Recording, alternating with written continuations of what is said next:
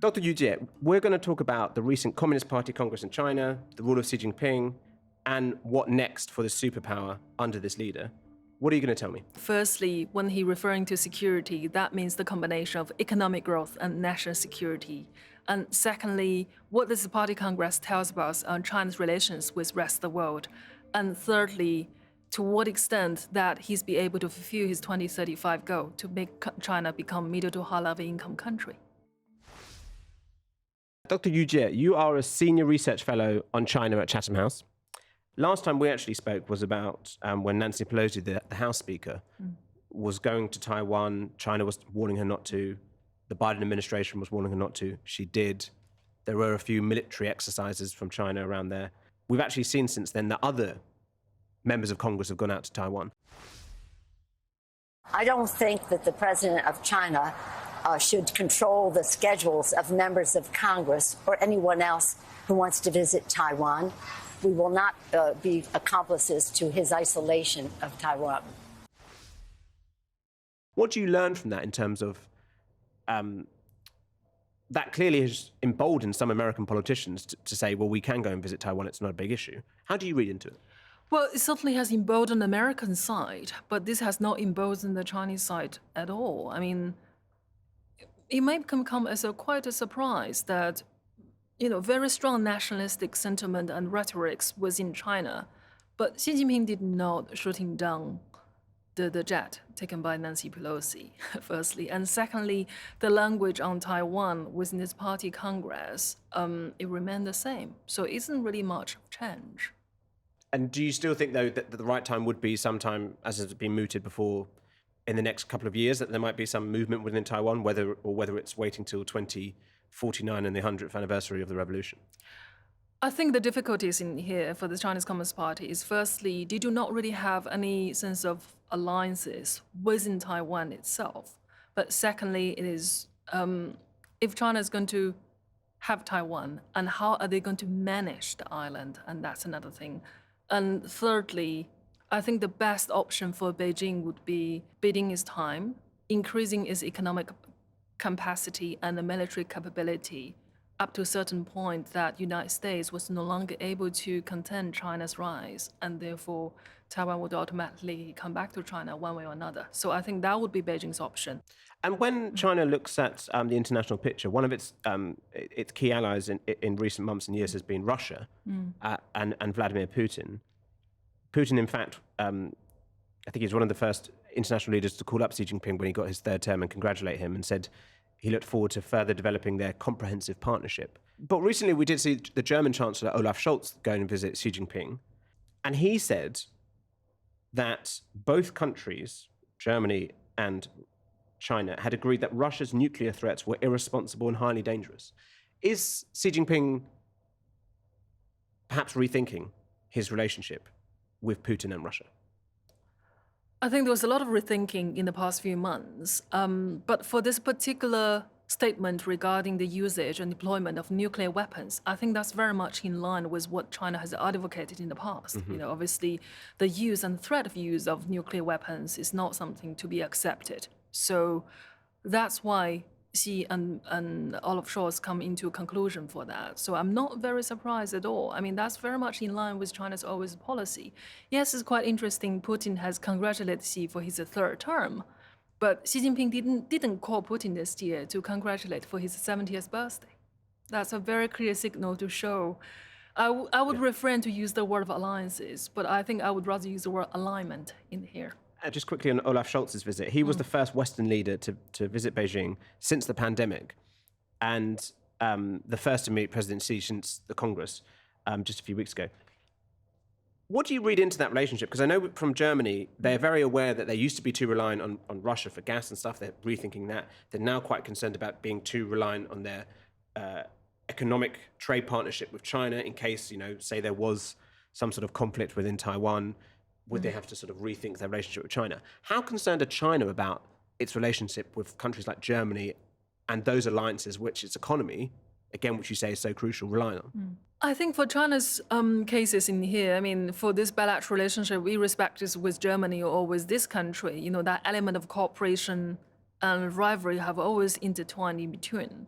But I think really after COVID is that the element of rivalry seems to become far greater than the element of cooperation. So I think that's really the direction to go, that we're going to see a far more fractious relationship between China and much of led Western liberal democracies. And quite interestingly, I mean, come back to Xi Jinping's political report, he dropped the term, the so-called new type of great power relationship, which usually a reference to China's relationship with the West and also China's relationship with Russia. So that means the party has firmly concluded that the much difficult and frayed ties with West is here to stay. Biden and Xi are meant to meet face-to-face at the G20 summit in a few weeks. Do you think that would happen? We're not sure yet. We have not received any official confirmation. If they'll be able to meet with each other, I think there's already a sign of improvement of the bilateral relations. At the end of October, the Chinese Communist Party held their 20th Party Congress in Beijing. It's a week-long event held every 5 years at the Great Hall of the People. But why is it so important? It's where key figures in the Chinese government meet and select members of the party's decision-making body, the Politburo, and then the 7 members of the Standing Committee, the most powerful political body in China.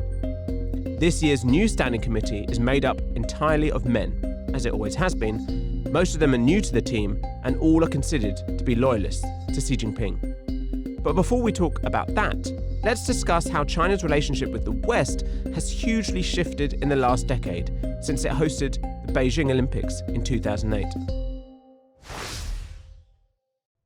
Well, I think it's different factors added together leading to a much fraught relationship between China and West these days. I think on the one hand, we can agree that President Xi has concentrated power in his hand, but I think on the other hand, it's also due to the fact that China has entering into the phase that was enormous economic power and therefore want to exert its political influence globally, and then by behave differently and also with a different political system. So that's why we consider China these days seems to be a very different country compared with in the past. One big change with the past is the fact that Xi Jinping has now been confirmed as leader once more for another 5 years, for a third term. That hasn't happened since Chairman Mao was in charge. Term limits were introduced back in 1982. How has Xi managed to change the system so that he is now in control indefinitely? Well, obviously, there's a different mechanisms within the country constitution that has changed. And then Xi Jinping, by using anti-corruption campaign as the way of eliminating his political rivalries, and therefore make sure people listen to him and pay loyalty to him on the one hand. Then I think on the other hand is, if we're trying to choose someone who's as capable as him to run the country, and perhaps there aren't that many few people would be interested in that post. If he's allowed himself to rule because of saying it's an anti-corruption drive, how truthful is that? Was there a lot of corruption in terms of the presidencies before him? Well, the corruption within the party was quite rampant. I mean, from quite a high level as well. So from both the basic, like lower level to the high level has been rampant across the entire party. So I think there's a quite funny line that by saying Mao Zedong have saved China and Deng Xiaoping has saved the economy and Xi Jinping in general have saved the party.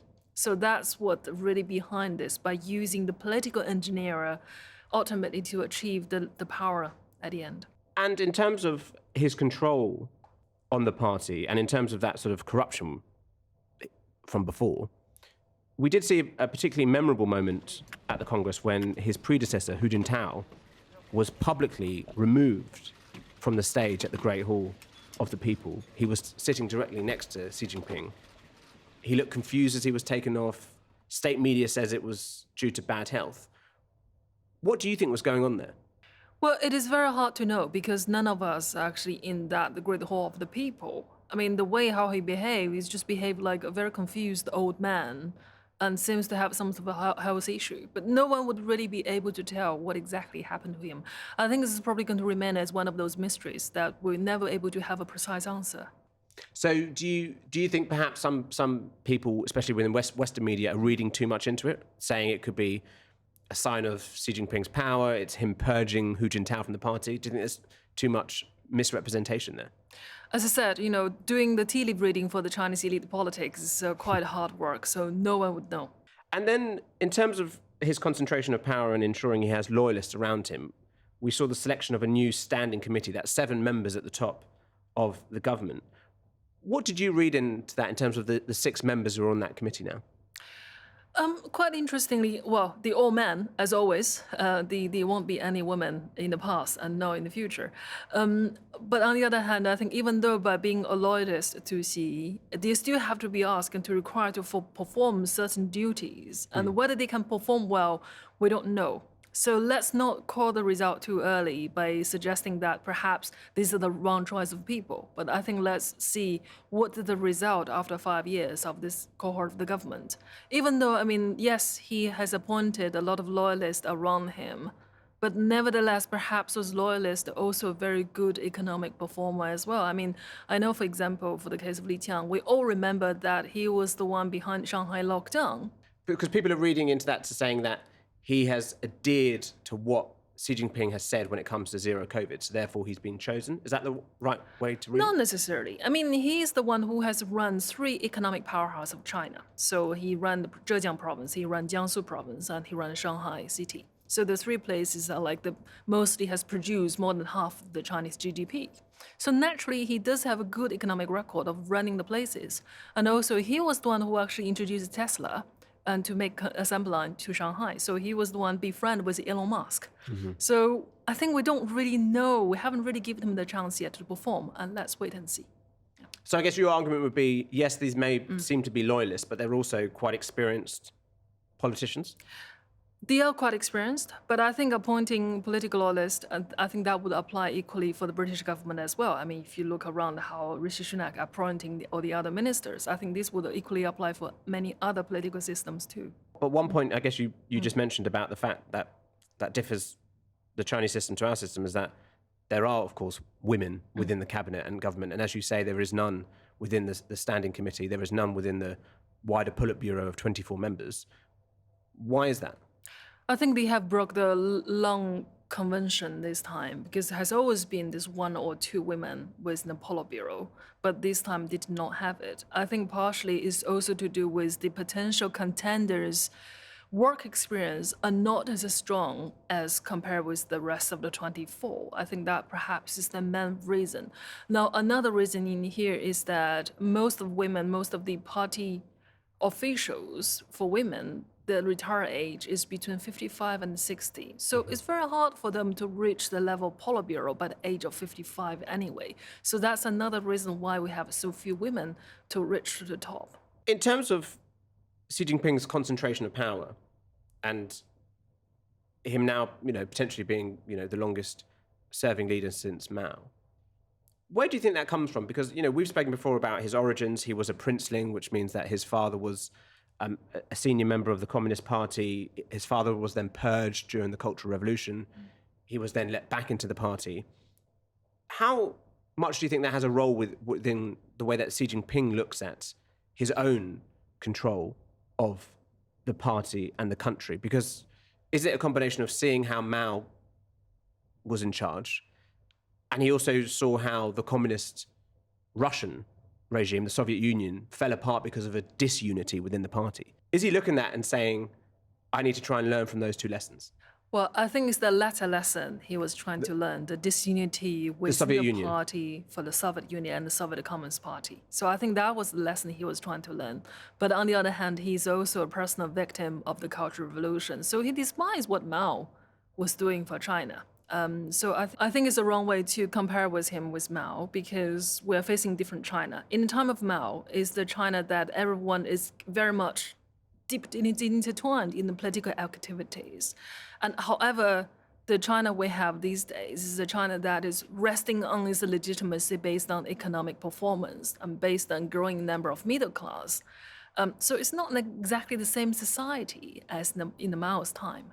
So I would really refrain to compare with Xi and Mao. But I mean, one thing which is very certain for 2 men is that both of them would believe that the Chinese Communist Party is the only rightful party to run the country.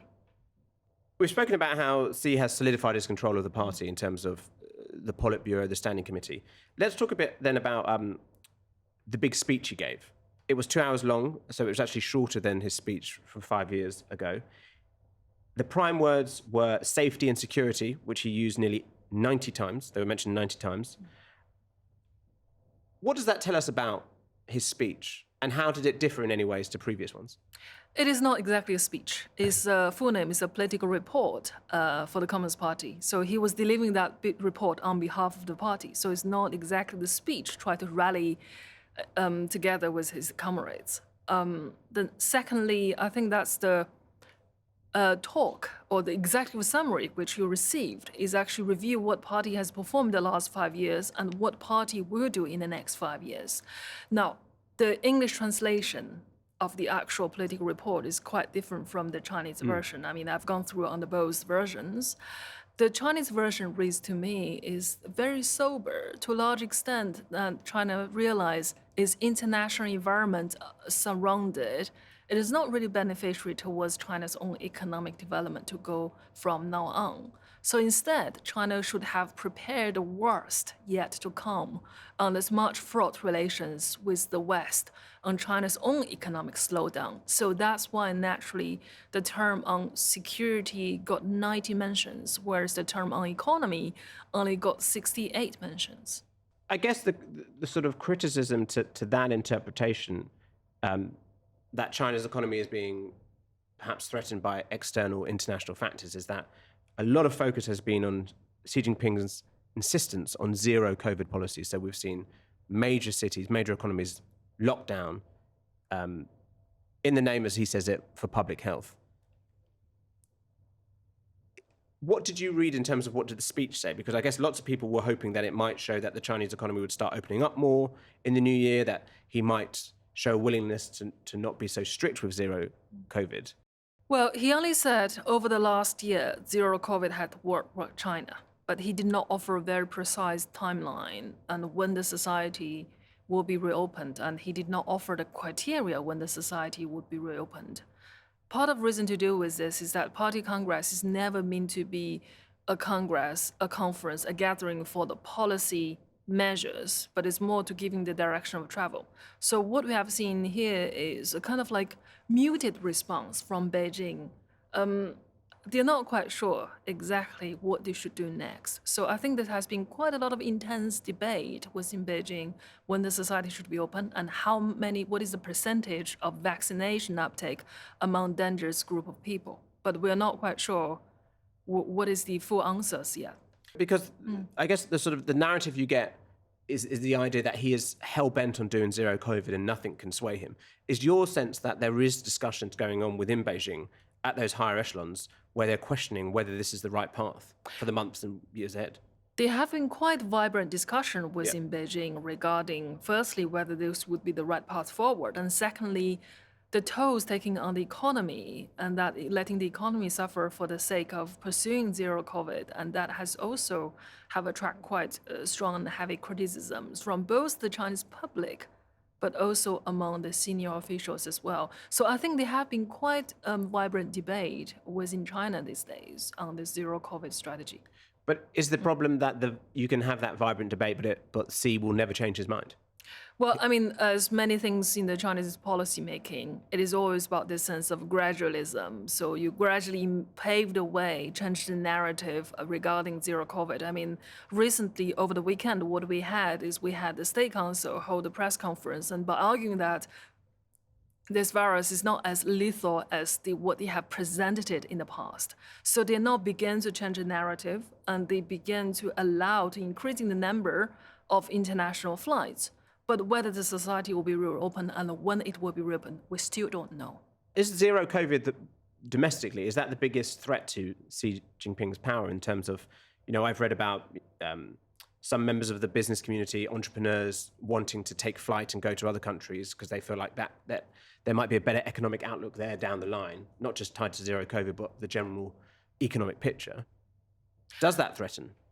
Well, I wouldn't necessarily see as a source of threat to him as such, because his power base, let's put it this way, his constituency are within the majority of the population that is not really the entrepreneurial classes as such. The majority, his power base is resting on the 2/3 of the Chinese population still largely rural, still largely impoverished. So compared with those urban classes, so I wouldn't consider. And the are they more? entrepreneurs Yeah, and they're more sort complain. of pro Xi Jinping, are they? They're Because I very guess you pro. heard some middle class within the middle class and the growing middle classes. There is a concern about the property market and other things. Sure. Is that another issue for him, or again is they're not in the majority? I think the issue in here is that ever widening income gap between the rich and poor, and perhaps that's something that keep him wake up in the middle of the night. Hence, you have this whole common prosperity initiative being introduced, and therefore spooked the entrepreneurial class. I think that was the reason behind they want to migrate to another country. But however, given the current geopolitical tensions we have between China and the West, and perhaps stay in the West is not even a safer option for those entrepreneurs either.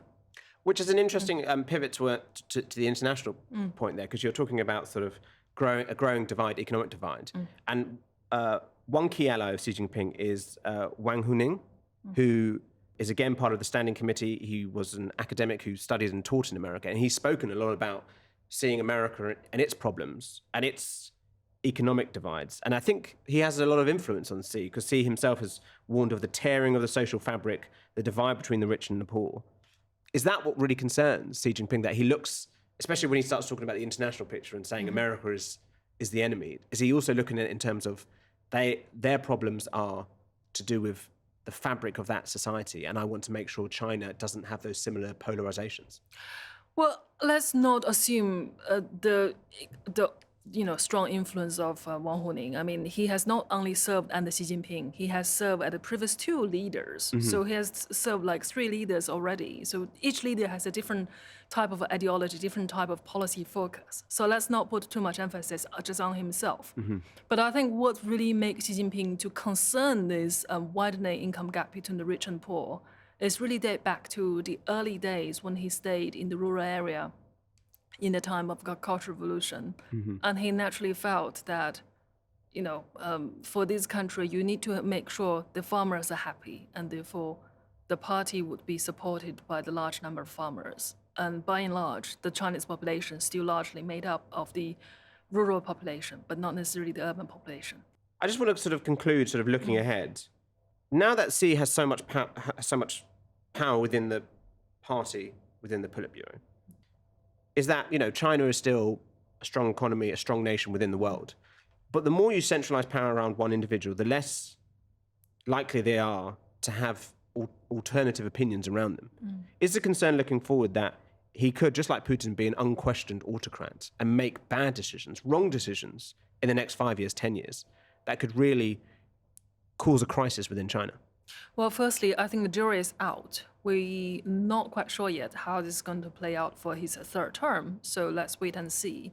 But on the other hand, I think it's the economic necessity and also the growing number of middle class within China, and perhaps will force him to rethink very carefully when it comes to run the country. It should really taking the economics issue at heart, but not necessarily just the political power and the party ideology. So the next 5 years could be really crucial for him and his place within Chinese history in terms of where the Chinese economy goes.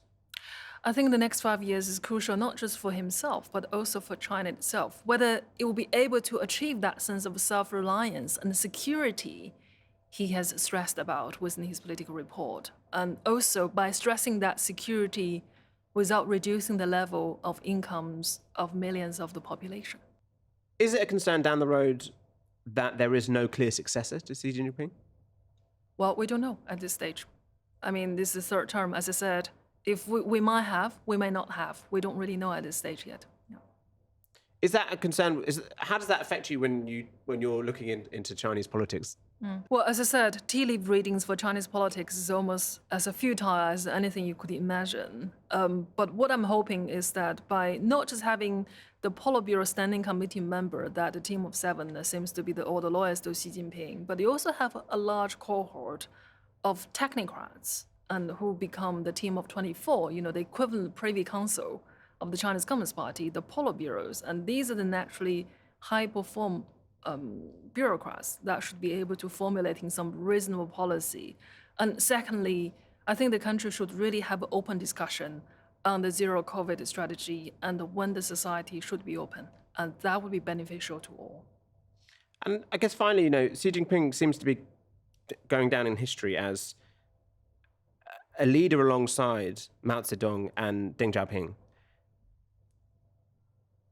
That's, I guess, how he would like to see himself. Do you think that will be his place in history as alongside those two other great leaders? Or is, as you say, the next 5-10 years incredibly consequential? Well, his place would be remembered if he would manage to bring the country into that to middle to high level income country club, by 2035. That is a promise. If he can fulfill that promise and to make the rest of the country become much better, and then he may become quite successful and to be remembered very well. But otherwise, I think we're going to be facing a very different and chaotic China. Dr. Yu Jie, thank you very much for talking to me. Thank you. Okay, thank you, Karen.